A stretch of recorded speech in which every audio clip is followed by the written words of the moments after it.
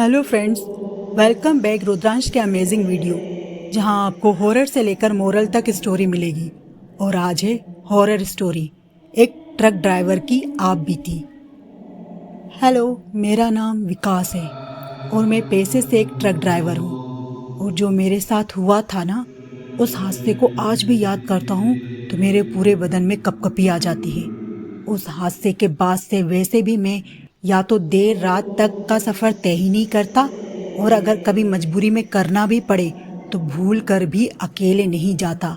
कोई ना कोई मेरे साथ रहता ही है। या तो भले ही मुझे पैसों में नुकसान हो, किसी और को भेज देता हूँ। ये हादसा मेरे साथ तब हुआ था जब मैं ट्रक ड्राइवर नया नया बना था। मैं अपने चाचा को देखकर ही इस लाइन में आया था। उन दिनों में क्योंकि नया नया ड्राइवर था तो मुझे रास्तों का ज़्यादा पता नहीं था, तो मैं अधिकतर दिन में वो पास के ही एरिया में ट्रक लेकर जाया करता था। लेकिन कुछ दिनों बाद ही मेरे चाचा की तबीयत खराब रहने लगी, तो कभी कभी मुझे उनका माल लेकर रात में भी जाना पड़ता था। फिर एक दिन चाचा ने मुझे बुलाकर कहा कि बेटा, एक ऑर्डर आया है, लेकिन तुम्हें शाम को ही निकलना पड़ेगा। मेरी तबीयत कुछ ठीक नहीं है। मैंने उनसे पूछा कि कहाँ जाना है। उन्होंने बताया मुझे सीमेंट की बोरियां अगले दिन शाम होने से पहले ही बताए हुए पते पर पहुंचानी है। ये सुनकर मैं सोचने लगा कि इस हाईवे की मुझे ज़्यादा जानकारी तो नहीं है। तभी मैंने चाचा से कहा कि चाचा जी, चला तो मैं जाऊंगा, और मेरे साथ कौन जा रहा है। उन्होंने कहा कि बेटा, तुम्हें अकेले ही जाना पड़ेगा, क्योंकि सभी लोग जा चुके हैं और ये डिलीवरी का काम अचानक से आया है और पैसे भी ज़्यादा दे रहा है। तो मैंने मना नहीं किया। वो तो सब ठीक है चाचा जी, पर मेरा ऐसा कहने से पहले ही वो बोल पड़े, मेरी तबीयत ठीक होती तो मैं तुम्हें नहीं बोलता। अच्छा ठीक है, मैं तुम्हारे साथ चलता हूँ। वो कहकर जैसे ही खड़े हुए कमर दर्द की वजह से वापस अपनी जगह पर बैठ गए। मैंने उन्हें पकड़कर बैठने में उनकी मदद की और कहा, अरे नहीं चाचा जी, मैं चला जाऊंगा, आप अपना ध्यान रखना, आप परेशान ना हो। ऐसा कहकर मैं सीमेंट से भरा हुआ ट्रक लेकर शाम को 4 बजे निकल गया। ठंड का मौसम था तो जल्द ही अंधेरा होने लगा था। फिर भी मैं ट्रक को ठीक ठाक स्पीड में चलाया जा रहा था कि कल टाइम पर पहुंच जाऊं। मैंने लगभग 100 किलोमीटर की दूरी तय कर ली थी। तभी मुझे थोड़ी थोड़ी सी भूख लगने लगी थी। फिर मैंने टाइम देखा तो 7:30 हो गए थे। मैंने सोचा अभी तो टाइम है, आगे जाकर किसी ढाबे पर पहले थोड़ी पेट पूजा कर लूँगा, उसके बाद आगे का सफ़र शुरू करूँगा। इसी सोच के साथ मैं धीमी आवाज़ में ट्रक में गाना बजाते हुए अपनी मंजिल की तरफ आगे बढ़ा जा रहा था। तभी मुझे दूर से ही एक ढाबा दिखा। वो दिखने में तो ठीक ठाक ही लग रहा था। जैसे ही मैं ढाबे के पास पहुंचा, ट्रक को ढाबे के पार्किंग में एक साइड लगा दिया। मैंने वहां नोटिस किया कि वहां कुछ ज़्यादा चहल पहल नहीं थी। टाइम देखा तो अभी तो ज़्यादा रात भी नहीं हुई थी। फिर भी मुझे लगा शायद ठंड का मौसम हो, इसलिए ऐसा होगा। ज़्यादा ना सोचते हुए मैं अंदर गया तो वहाँ और लोग भी खाना खा रहे थे। मैं भी जाकर बैठ गया और खाने का ऑर्डर दिया और ढाबे पर जो टीवी चल रही थी देखने लगा।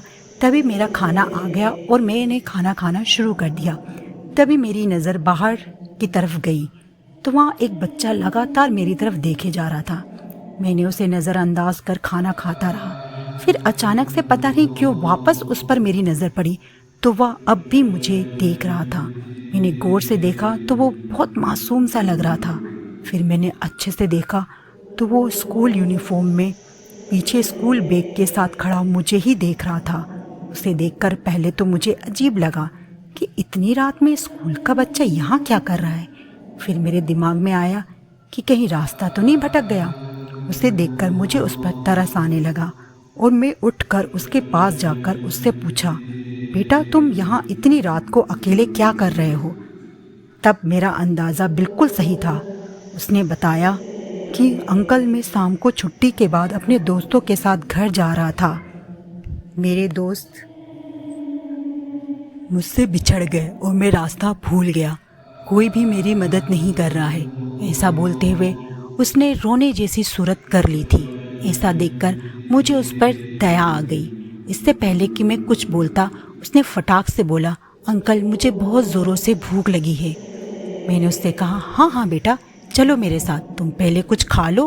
वो मेरे साथ अंदर गया। मैंने उसके सामने अपने खाने की थाली दी तो उसने चुपचाप से खाना शुरू कर दिया।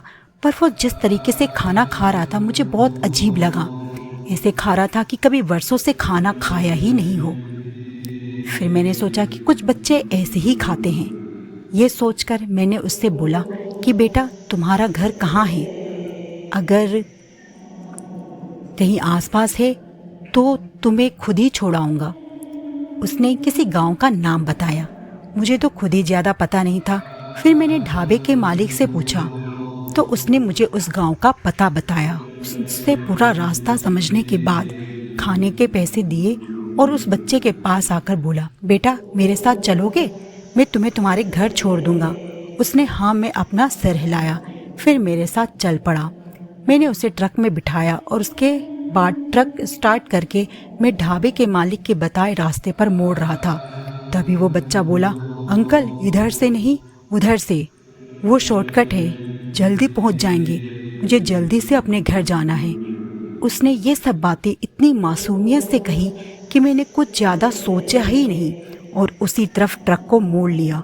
मैं ढाबे से उस सुनसान रास्ते पर, जो बहुत ज़्यादा सकरा और उबड़ खाबड़ सा था, बहुत आगे तक आ गया था। फिर भी मुझे कोई भी गांव नहीं दिख रहा था। ठंड की वजह से वैसे भी सब जगह धुंध सी फैली थी। सभी जगह घनघोर अंधेरा था। यहाँ तक कि अभी तक कोई भी गाड़ी या ट्रक कुछ भी मेरे बगल से नहीं निकला था। ऐसा लग रहा था मानो उस सड़क पर अकेले में ही ट्रक चला रहा हूँ और रास्ता है कि ख़त्म ही नहीं हो रहा है। ऐसा लग रहा था जैसे मैं वहीं वहीं घूम रहा हूँ। तभी मैंने उस बच्चे से पूछा, बेटा तुम्हारा गांव कहाँ है? वो फटाक से बोला, वो रहा मेरा गांव। हम अभी दूर थे। ऐसा लग रहा था जैसे वहाँ कोई रहता ही नहीं है। अभी मेरा ध्यान उधर ही था। फिर मैंने जैसे ही ट्रक के सामने नज़र डाली तो देखा कि एक औरत कचड़ा बीन रही है।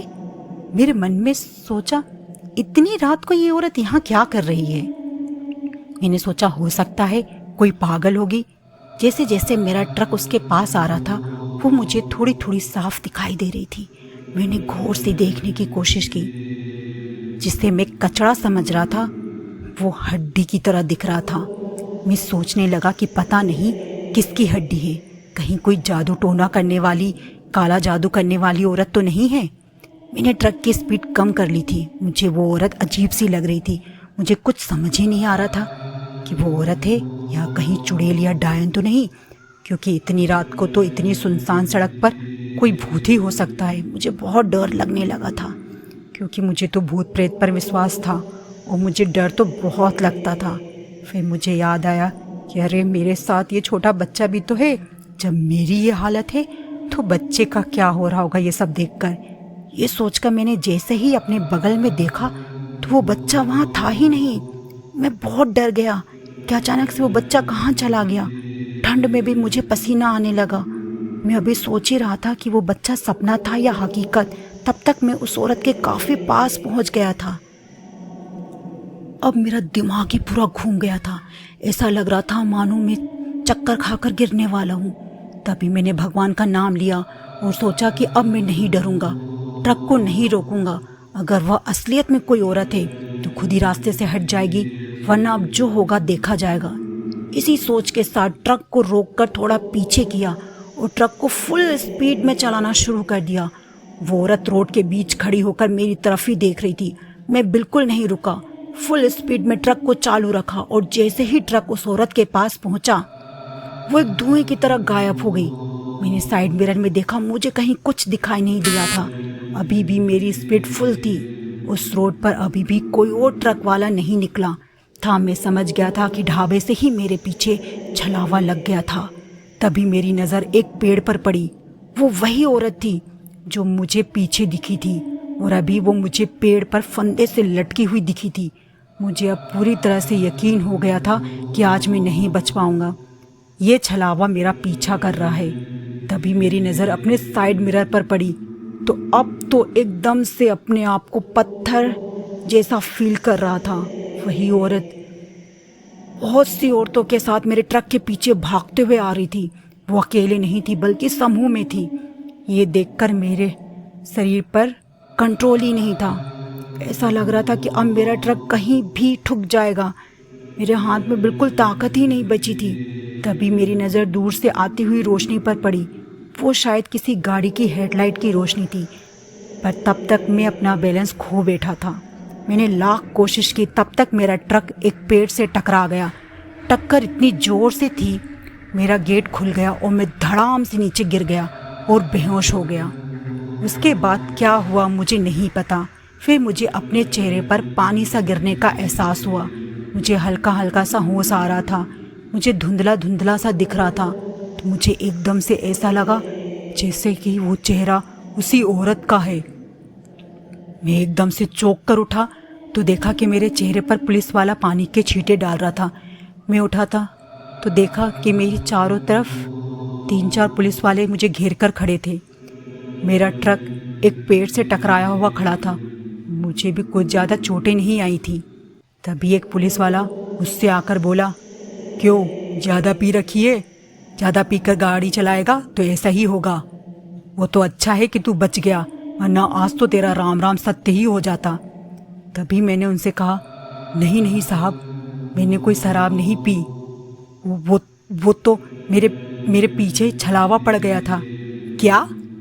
हाँ साहब। तब मैंने अपनी सारी बात उन्हें बताई तो कुछ को तो मुझ पर यकीन नहीं हुआ। तभी उनमें से एक पुलिस वाला जो थोड़ा उम्र दराज था वो आकर बोला कि हाँ, मुझे तुम्हारी बात पर यकीन है। मैं काफ़ी टाइम से इस एरिया के थाने में तैनात हूँ।